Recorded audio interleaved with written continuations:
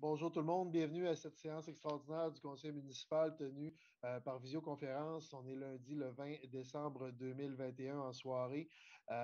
Comme vous le savez, aujourd'hui, il y a eu une décision gouvernementale à l'effet que le télétravail ne sera plus facultatif, qu'il devient obligatoire. Le conseil a dû recommencer à se réunir de façon virtuelle.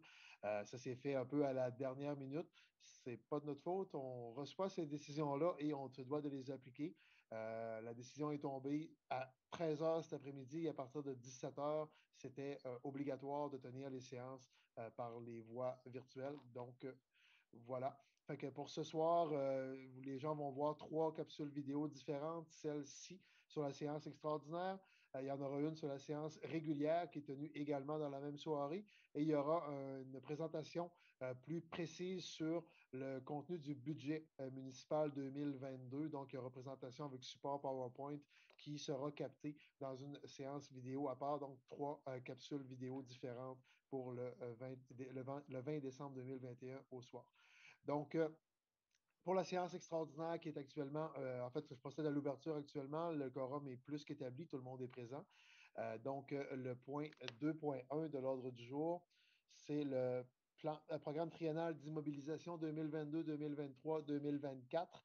Donc, le Conseil en a pris connaissance. On avait même eu une présentation en séance de travail plus détaillée de l'ensemble du PTI.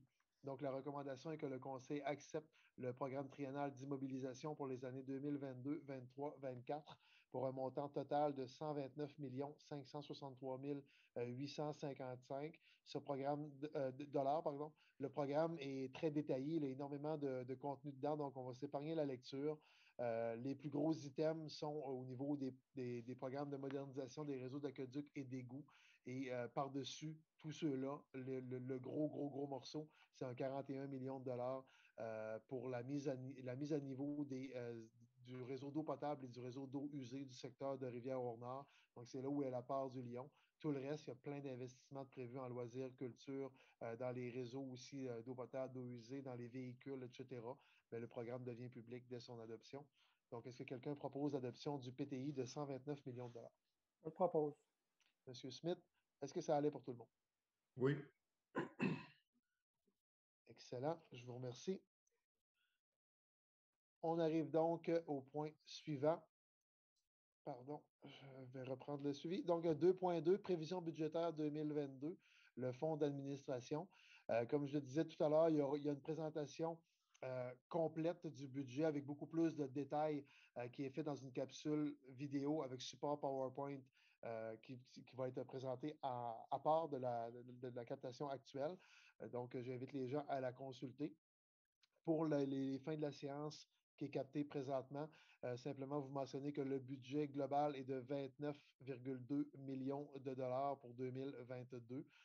C'est un accroissement de 1,3 million versus le budget de l'année précédente. Parmi les gros éléments, si on veut, qui changent, il y a le contrat de collecte des matières résiduelles qui est de 300 000 de plus que l'année précédente. Il y a l'indexation des factures, par exemple, de la Sûreté du Québec. Le contrat de transport de bouts de fosse septique est également en croissant. Les indexations salariales des employés. Le service de la dette aussi qui est en croissant puisqu'on augmente toujours les investissements.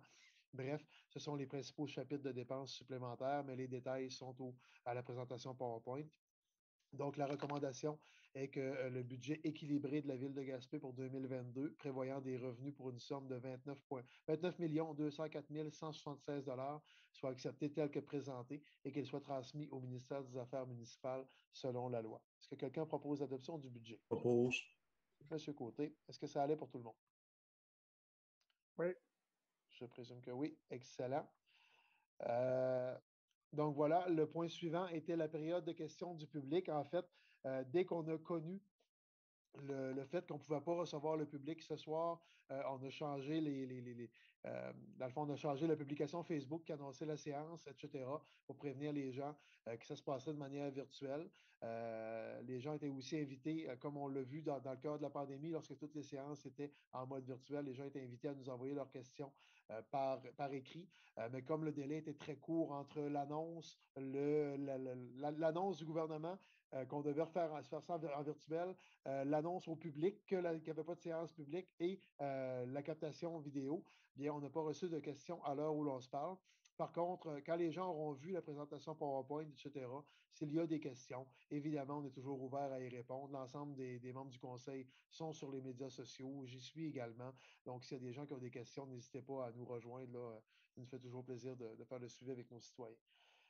Comme l'ordre du jour de la séance budget est épuisé, en fait, il n'y a pas de proposition de fermeture de séance en séance extraordinaire. Donc, quand l'ordre du jour est épuisé, la séance est terminée. Donc, on peut procéder à la fin de l'enregistrement de cette séance-ci.